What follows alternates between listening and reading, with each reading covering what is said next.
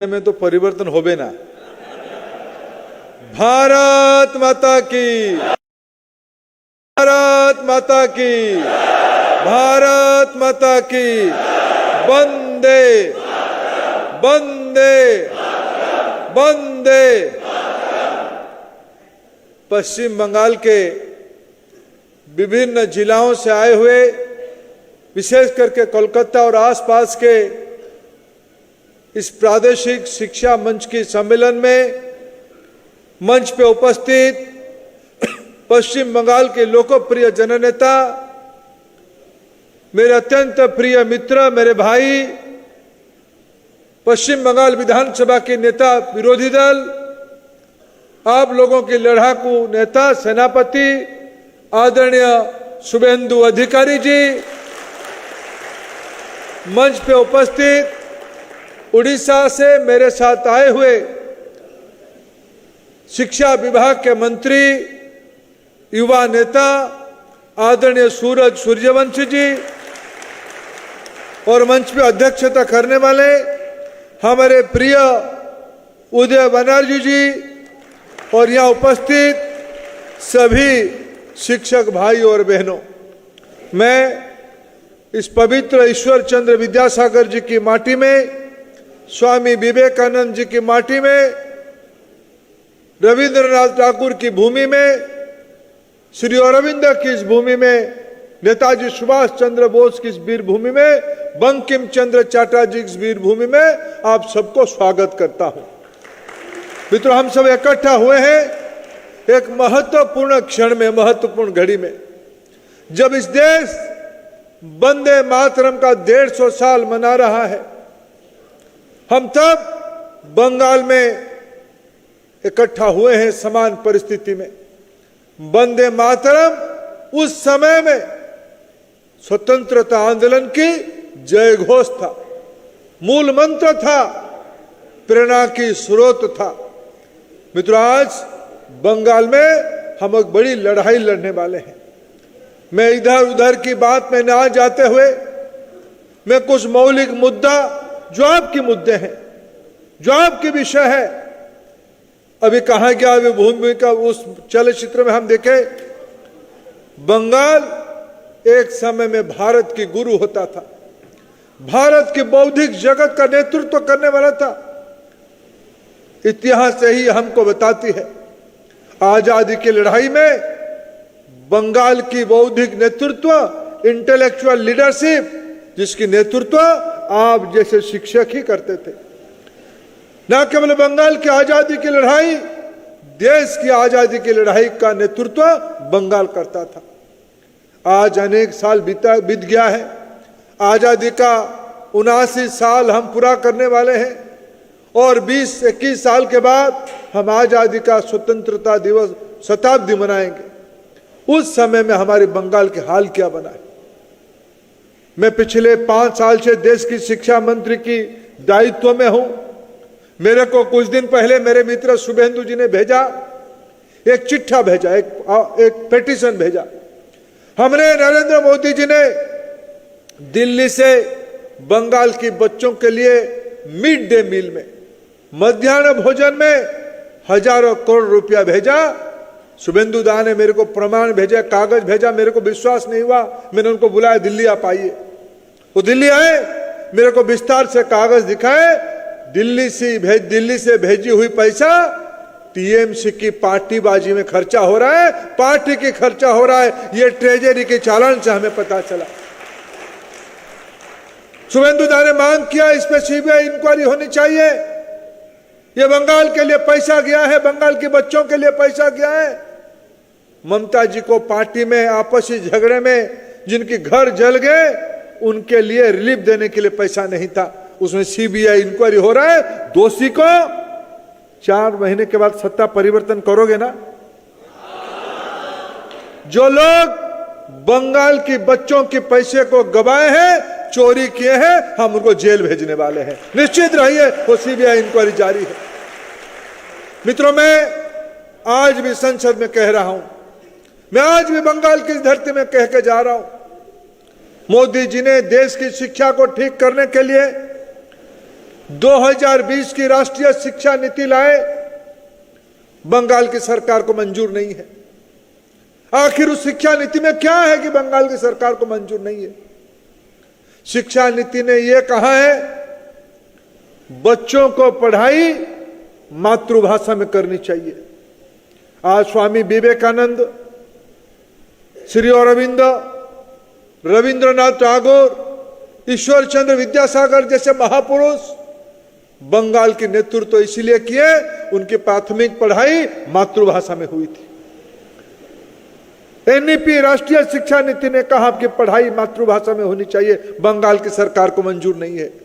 आज बंगला भाषा भाषी विद्यार्थी की संख्या मैं तथ्य के आधार पर कह रहा हूं बंगाल के स्कूलों में घट रही है।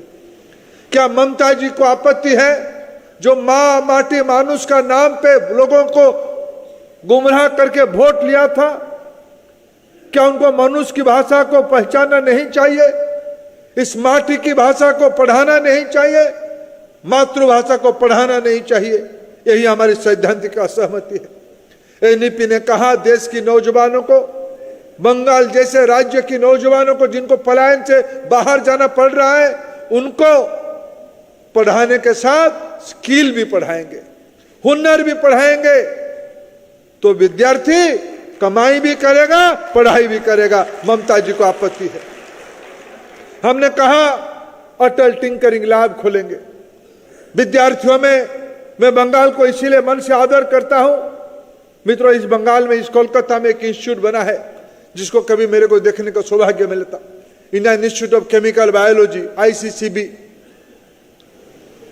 IICB। ये IICB भारतीय वैज्ञानिकों के द्वारा बंगाल की धरती में बनाई गई थी। आजादी की पहले बनाई गई थी। जो आजादी की लड़ाई, एक तबका आजादी की लड़ाई लड़ रहा था और एक तबका देश की आजादी के उपरांत रचना कैसे होगी उसके लिए अनुसंधान कर रहा था। वैज्ञानिकों की यह घर है बंगाल। आज दुनिया के अनेक बड़े बड़े वैज्ञानिक इस बंगाल की धरती से जन्मे हुए हैं। आज मोदी जी चाहते हैं विज्ञान की शिक्षा बढ़े, टिंकरिंग लैब हो। 10,000 टिंकरिंग लैब हमने देश में खुला है। हम और 50,000 टिंकरिंग लैब देश में खुलने वाले हैं, बंगाल में भी खुलने वाले हैं। हम केंद्रीय विद्यालय बंगाल में खुलना चाहते हैं। हमारे अनेक नवोदय विद्यालय बंद है, बंगाल की सरकार जमीन नहीं दे रहा है। हमने कहा दीदी आपको हमने समग्र शिक्षा में सालाना लगभग बंगाल की कोटा 1,500 से 2,000 रुपया है। हम ज्यादा आपको पैसा देंगे, लेकिन आपको राष्ट्रीय शिक्षा नीति को लागू करना पड़ेगा। जो शिक्षा नीति कहती है बंगला भाषा में पढ़ाना चाहिए, जो शिक्षा नीति कहता है स्किल एजुकेशन होनी चाहिए, जो शिक्षा नीति कहता है कला संस्कृति को पढ़ाना चाहिए, जो शिक्षा नीति कहता है बंगाल फुटबॉल खेल की बड़ा प्रसिद्ध है, फुटबॉल खेल को भी हम पढ़ाई का हिस्सा करना चाहते हैं। दीदी कहते हमको एनईपी लागू नहीं करना चाहिए। अगर वो एनईपी लागू करती तो बंगाल को समग्र शिक्षा में अभी तक हम लोग 10,000 करोड़ रुपया ज्यादा पैसा दे चुके होते। बंगाल के विद्यार्थियों को ममता जी ने राष्ट्रीय शिक्षा नीति लागू ना करके वंचित किया। हम केंद्रीय विद्यालय खोलना चाहते हैं, बंगाल की सरकार के असहयोग रहती है। मित्रों में अभी एक आंकड़ा दिख रहा था, लगभग 4,000 स्कूल बंगाल में है जहां शिक्षक नहीं है। देश में जितने स्कूल में शिक्षक विहीन स्कूल है, जीरो टीचर बेस्ड स्कूल है, उसमें आधा केवल बंगाल में है। देश में अगर 8,000 स्कूल में शिक्षक नहीं है तो बंगाल में केवल 4,000 उसमें है। यह बंगाल की शिक्षा की स्थिति है। बिंगिया बंगाल में 1 टीचर स्कूल भी बहुत मात्रा में है। मित्रों, देश में लगभग 100 में से 70 स्कूलों में इंटरनेट कनेक्टिविटी है। मैं बंगाल के आंकड़ा बताऊं, बंगाल में सिर्फ 16% स्कूल में इंटरनेट है। मित्रों, अभी अभी हमने AI समिट किया। AI समिट में हम लोगों ने योजना बनाई, मोदी जी ने व्यवस्था किया है कि आने वाले 2 साल के अंदर भारत के सभी सेकेंडरी स्कूल में भारत सरकार के खर्चे पे इंटरनेट की व्यवस्था किया जाएगा, ब्रॉडबैंड की व्यवस्था किया जाएगा। हमने हमारी बच्चों को एआई आधारित शिक्षा में प्रशिक्षित करेंगे।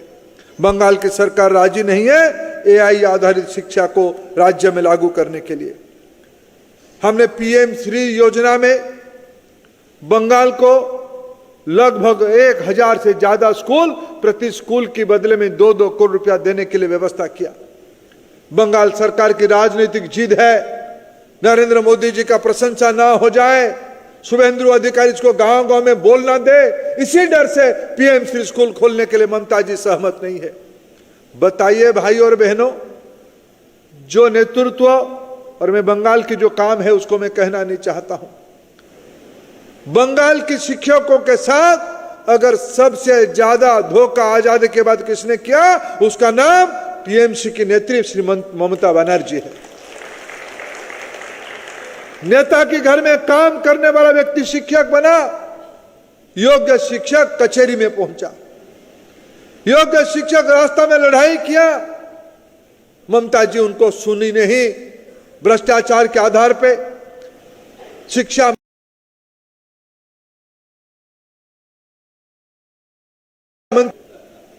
मंत्री के जो अति प्रिय लोग हैं, उनके घरों में भी नोटों की पहाड़ मिलता है। ये बंगाल की शिक्षा की व्यवस्था है।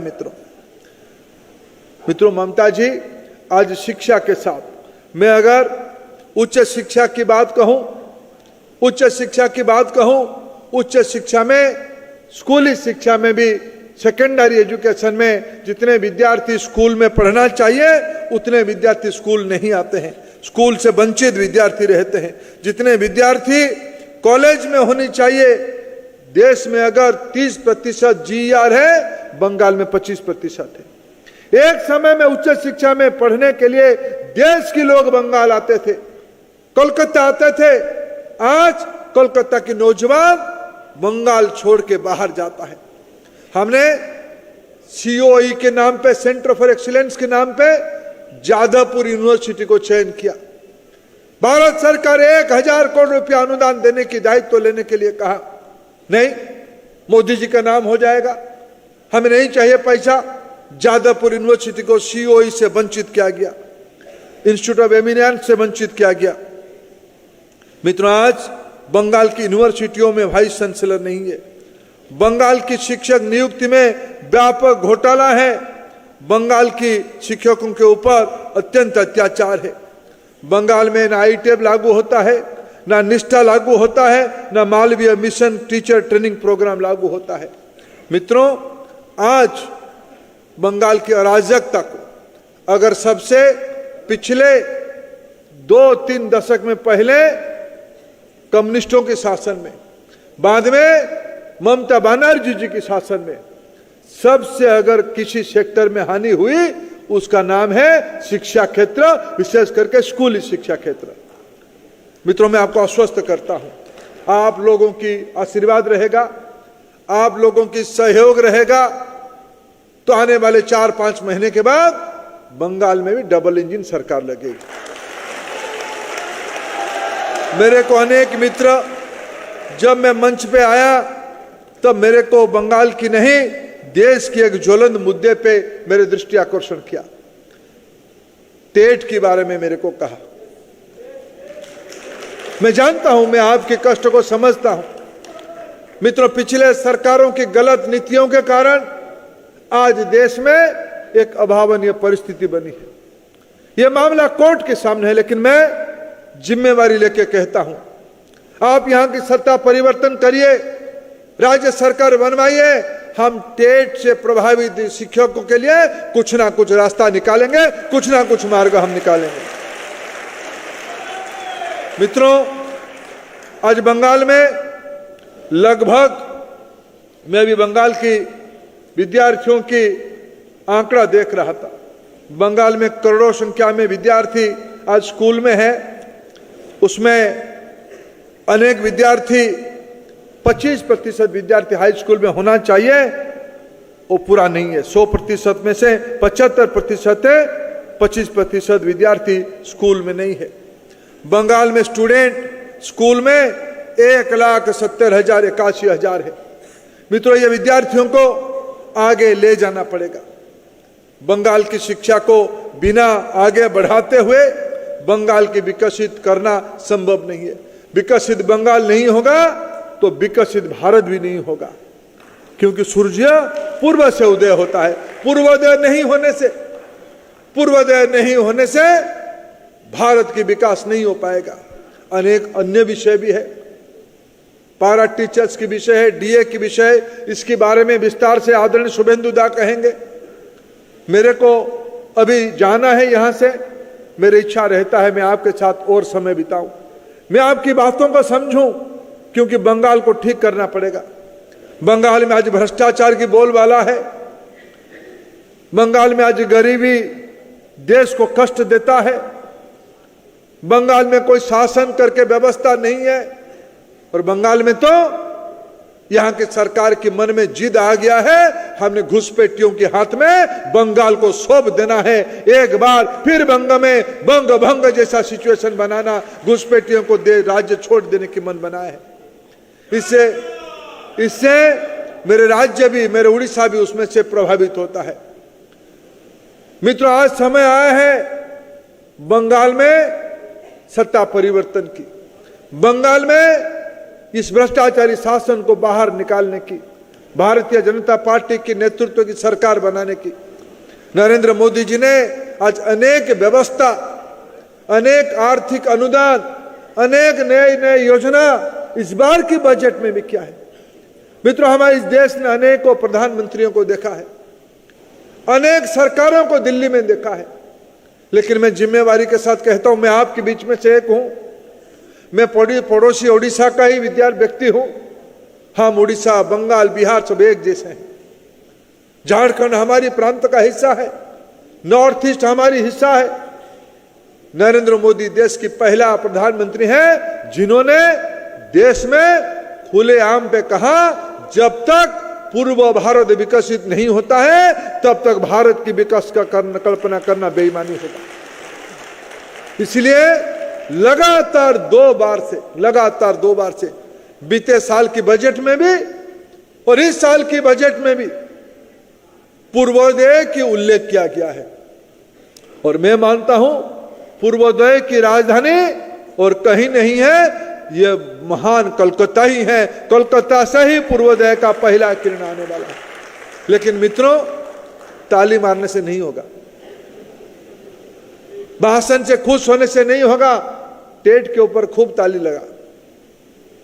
मित्रों, ताली मारिए, लेकिन मेहनत भी करना पड़ेगा, निडर होकर मेहनत करना पड़ेगा। मैं आपकी दिक्कत को जानता हूं, यहां के संघर्ष, यहां के अत्याचार, यहां की दादागिरी, यहां की गुंडागर्दी को मैं जानता हूं।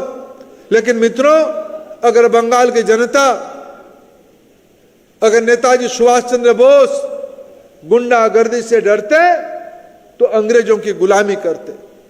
वो बंगाल के सुपुत्र थे। जब जब देश को आवश्यकता हुई है, बंगाल ने नेतृत्व दिया है। इस बार की बंगाल की लड़ाई सिर्फ आपकी निजी स्वार्थ की लड़ाई नहीं है, बंगाल प्रांत के स्वार्थ की लड़ाई नहीं है, यह देश के हित की लड़ाई है। बंगाल सदैव सर्वदा देश के बारे में सोचने वाला प्रांत रहा है। मैं आपको आश्वस्त करना चाहता हूं, हमारी सरकार आने के बाद, हमारी विजय होने के बाद, हम हूबहू मोदी जी का राष्ट्रीय शिक्षा नीति को बंगाल में भी लागू करेंगे। और उसमें पहला प्राथमिकता बंगाल के शिक्षकों को दिया जाएगा, क्यों हम मानते हैं शिक्षा की विकास बिना शिक्षकों की गुणवत्ता के आधार पर नहीं हो सकता है। या योग्य उम्मीदवारों को शिक्षक बनानी पड़ेगी, शिक्षक भर्ती में घोटाला को बंद करना पड़ेगा, या शासन चलाएगी, कुशासन बंद होने वाला है। मित्रों, आज तो ममता जी की बजट विद्यार्थियों के लिए नहीं लगता है, शिक्षकों की आवश्यकता को पूरा करने के लिए नहीं लगता है, उनकी बजट तुष्टीकरण के लिए लगता है, मदरसा शिक्षा के लिए लगता है, घुसपैठियों की सुविधा के लिए लगता है। आपकी दायित्व बनता है इस विषम परिस्थिति में निडर होके आपके मुद्दे के साथ साथ प्रदेश के मुद्दे को भी सर्वोपरि बना के आप इस बार इस कुशासन को जमीन से उखाड़ फेंकोगे। इसी अपेक्षा और आशा के साथ मैं आप सबको शुभेच्छा देता हूं। मेरे को अच्छा होता मैं शुभेंदु दा का भाषण भी सुनता, लेकिन मेरे को जाने का व्यवस्था है। मैं आपका अनुमति चाहता हूं, फिर एक बार आपको आश्वस्त करता हूं, मोदी जी की सरकार बंगाल की सर्वांगीण विकास के लिए आपके साथ खड़े हैं। आप आगे बढ़िए, देश आपके साथ है। भारत माता की, भारत माता की, भारत माता की। प्रधानमंत्री नरेंद्र मोदी जिंदाबाद, प्रधानमंत्री नरेंद्र मोदी जिंदाबाद, प्रधानमंत्री नरेंद्र मोदी जिंदाबाद। बहुत बहुत धन्यवाद।